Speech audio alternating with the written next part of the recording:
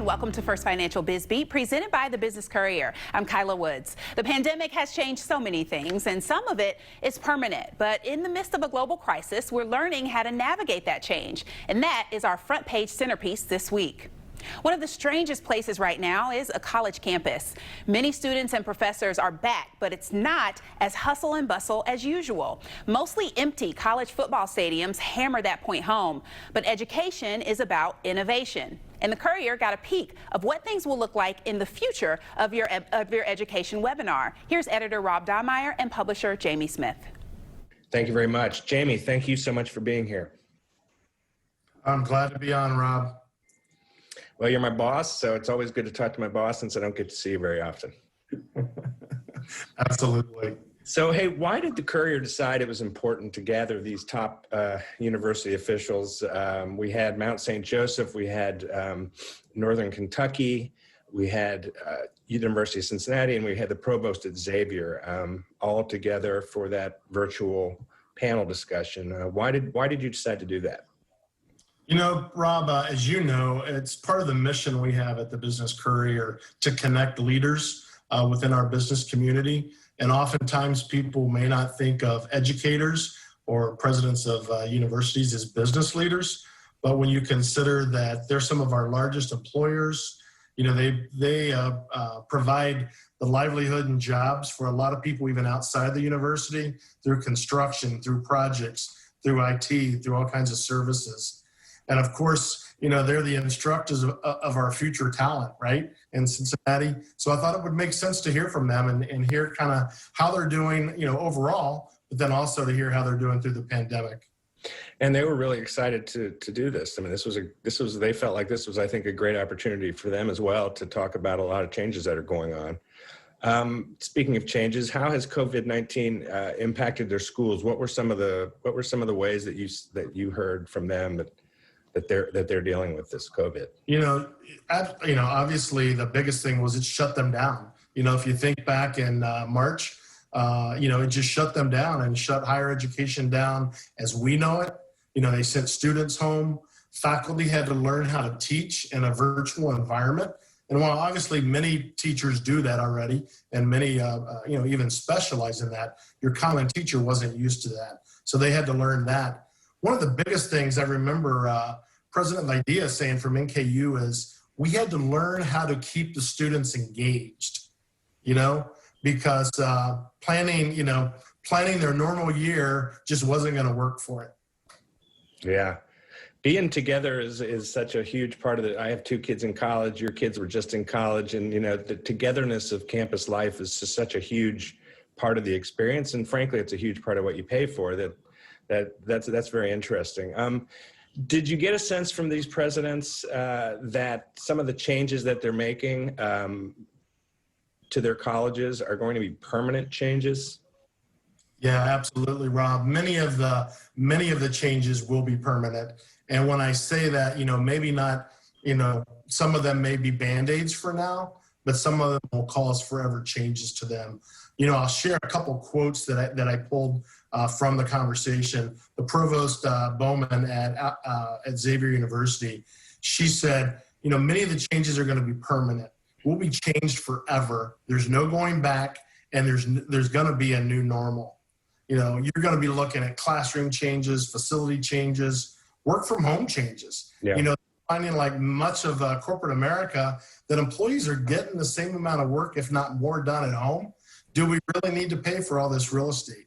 Right. So they're looking at their campus and their facilities and saying, what could we do with that space if it weren't housing staff, if some of that staff was working from home? You know, I think more online classes. I mean, I think you know, I know as a parent, you're probably scratching your head going, I'm paying how much for my kid to go to school online? Right. Again, I think some of these classes and some of the instruction they're finding, you know, students can work at their own pace. Students work better in technology. And I think that's going to, you know, be kind of more of what we're going to see to come. Last question for you. Any surprises during that conversation? I mean, it was a lively conversation, and it was really, as I read through it for the cover story this week, it was really comforting. It was really comforting to me at how much togetherness there was among this group and how much they realized they had a shared mission to accomplish. But were any surprises for you? Yeah, that was the first thing I was going to say is the collaboration between all of them. You can tell they talk, and they talk on a regular basis. As corporate America, you have your competitors, but I don't think they look at themselves necessarily as competitors. Right. They see themselves as, educating our future. And, I was surprised at the amount of talk. I shouldn't say surprised, more delighted at the amount of talk on diversity and inclusion efforts by all universities. Yeah. And when we talk about inclusion, one of the biggest things they kept bringing up, President Williams brought it up from Mount St. Joe is, we've got to make college, the access to college or higher education better for those that can't afford it. So he was talking about the affordability. He was talking about testing to get in. He was talking about many of the things that have been relaxed to start to see a difference. And I think they all believe that will be changed. Big change continue to happen. One of the things that I was surprised with is really student enrollment in 2020. I thought it would be down. I thought there would be a lot of gap years, a lot of people sitting out. But UC's got their largest enrollment ever. Yeah. Xavier had their second largest incoming class. So they didn't see, any downfall there. The makeup of the students have changed. In first look was a little surprising, but like, for instance, UC used to get about 60% of their students outside of our region, and now about 60% of their students are local in our region. So, kids maybe stand a little bit closer, with the unknown. Yeah, I think a lot of colleges across the country are starting to see that, and that'll be interesting for us to take a look at as this goes forward. As you said at the beginning, these are some of our biggest employers. This is truly a business story for us, and also with a lot of different features. We're going to keep a close eye on this, but that was just a great conversation that you had with them. It's going to be on our cover, the latest cover of the Business Courier's weekly edition. Jamie, thanks so much for being here. Have a great week. Thank you, Rob and Jamie, for that insightful interview. Well, there are 2 fewer places to see a movie around the tri-state. Regal shut down all 536 theaters, and that includes the 2 in Wilder and Deerfield Township. The move means 40,000 workers are without a job. Studios are delaying big releases, and people just aren't going to the theater. And while some are experimenting with streaming services, it's not a long-term thing. When a movie is going to cost you $200 million to produce, another $100 million to market, you're probably not going to want people to stream that from their living room. Regal's parent company says the closure is temporary. One local business thriving during the pandemic, FullThrottle Adrenaline Park. The Springdale go-kart track used the shutdown to become a whole lot more. On top of the rage room and axe throwing, there's now a giant paintball field. And those new attractions have led to new employees. As a team, we built this. This paintball facility has really kind of helped our company thrive and give us the energy. And once we reopened after COVID, it really kind of kick-started us. Since most of the activities require gear, everything gets washed down and sanitized with blue light technology after each use. One of Cincinnati's largest private companies is in its new headquarters. Links Unlimited now calls this 180 square foot building in Bond Hill home. The company provides product fulfillment and services to corporations to support their promotional programs. The developer says this $12 million building was designed with employees and customers in mind. So there's so many cool things. So where we are sitting right here is what they call their fuel bar, but then they also have other rooms that are a kids-centric room. They have a nap room. They have a fitness center. They've got a putting green, and between their training room and their just all the different types of things that they have, really would make this an outstanding place to work. I want to work here. The building is twice the size of the old HQ and just about a mile down the road. The Reds are looking for a new president of baseball operations. Dick Williams is leaving after 14 years. He left on a high note. The team spent $166 million on 5 free agents, and it earned them a spot in the playoffs. And that turned out to be pretty efficient for their first winning season in almost a decade. The Reds paid $1.8 million per win, good for 12th lowest in the majors. The Bengals also opened the checkbook a bit this year, and now more fans will be able to see the team play in person. Ohio is upping the max capacity at Paul Brown Stadium to 12,000 people. Rookie quarterback Joe Burrow is a big fan of having fans back. It was exciting to have some real people in the stands. You know, the last couple weeks, without fans just felt a little off, and to have some home fans in the stands felt great. It felt good to have cheering going on when you make a play. It felt like football again. The Bengals' next home game is in 2 weeks against the Browns. Up next on Bisbee, Jean is closing his flagship restaurant while another beloved spot needs your help to reopen. One of downtown Cincinnati's most popular restaurants is closing. The good news here is that the plan is to reopen Jean Robert's table in a new spot. The move is because the current building on Vine Street is being sold for redevelopment. Chef Jean Robert de Cavell is looking for a new space downtown and hopes to reopen next year. A few blocks away, there is an effort to help another downtown staple restart. Shanghai Mama's was forced out of its home of 2 decades when the owner put the building up for sale. Owner Alex Chen found another spot on Elm Street in the former Sung Korean Bistro on the ground floor of the Gramercy on Garfield apartment complex. The problem, starting over during a pandemic when sales are down, is a tall order. We're a small guy. We are not like a chain. We can, put fun on it. So we need help. We like to get everybody in the same boat, keep floating. So his stepdaughter started a GoFundMe to help cover some of the costs, like continuing to pay employees and renovate the new space. If that isn't successful, Chen still plans to open. It'll just take longer for future phases to come online. When Kelly Beckermeyer started working in the internet world, dial-up was king. Well, that was in 1996. That company was iSockNet, one of the first local companies in the web design world, started by her father. Fast forward 24 years, and Beckermeyer is now the president and COO. And internet is a whole heck of a lot faster. And that experience as one of the oldest firms in the city has helped immensely during the pandemic. First, we had clients that they had to move to e-commerce because their retails were shut down, or they had to completely change the products and services that they were offering so that they could continue to survive. I think overall, it really allowed us to, in some ways, it strengthened us as a team, because we did have to work so hard, yet remotely, to get so much done in a short amount of time. One of Aviation's biggest events is coming right here to Greater Cincinnati. The annual International Aviation Forecast Summit kicks off tomorrow at the Hyatt Regency, and it's being co-hosted by CVG. Well, who better to tell us about it than CVG CEO Candace McGraw? Candace, thank you so much for coming in today and talking to us. As Kyla just said, the International Aviation Forecast Summit is going to be held here in Cincinnati.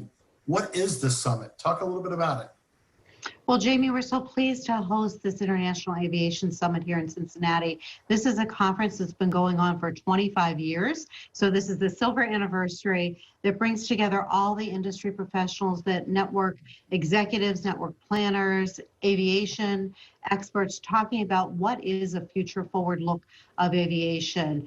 And given the current times that we're in, this is the time where we need some good expert industry advice on where we're heading. Okay, great. Can you tell our audience a little bit about why this conference is important to our region, and that, that CVG is kind of the host? What's the benefit does that bring to our region? Yeah, we have a tremendous benefit from hosting this conference. Again, this is a global conference. There'll be some in-person attendees in addition to virtual attendees, and we can highlight what's going on here at CVG and what great things are going on in our region. It's a global forum to showcase the great aviation work, but also all the great things in terms of business or leisure things to do. And it brings all of those industry professionals here with a focus on our region. Oh, great.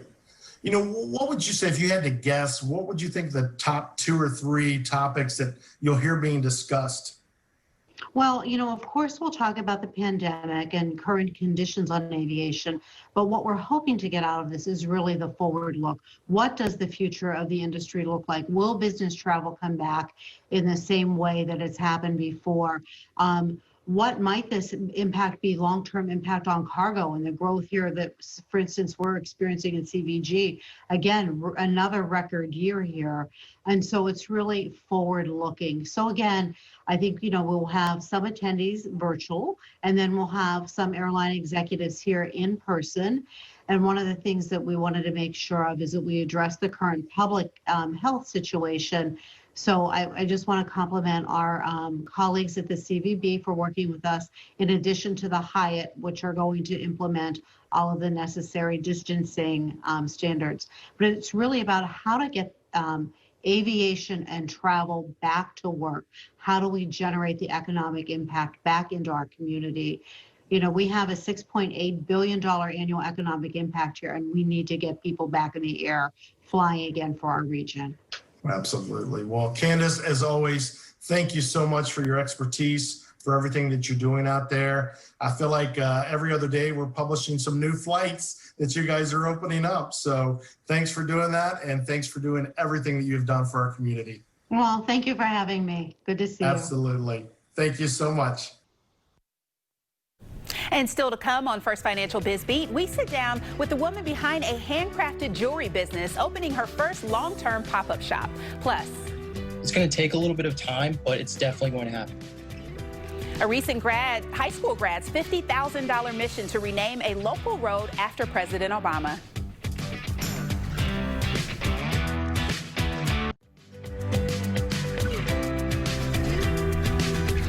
A quarantine project by a recent high school grad is why one of Cincinnati's most well-traveled roads is getting a new name. Reading Road will be named after President Barack Obama. And this all started as a petition by Caleb Price. The Walnut Hills grad wants people who live near and use the road to be reminded of Obama's legacy. I just hope that when, driving along President Barack Obama Avenue, you stop and think that you are driving on a piece of history. Growing up in neighborhoods like Avondale and Mount Auburn and Bond Hill, it gives young people something to really look up to and to be reminded every day of what's possible. All that's left for it to happen is to secure funding for postcards to let those businesses and residents know that their address will change. That $50,000 will not come from the city, but from private donors. Well, just in time for the holiday season, a local woman-owned business is celebrating the grand opening of her first long-term pop-up shop in Over the Rhine.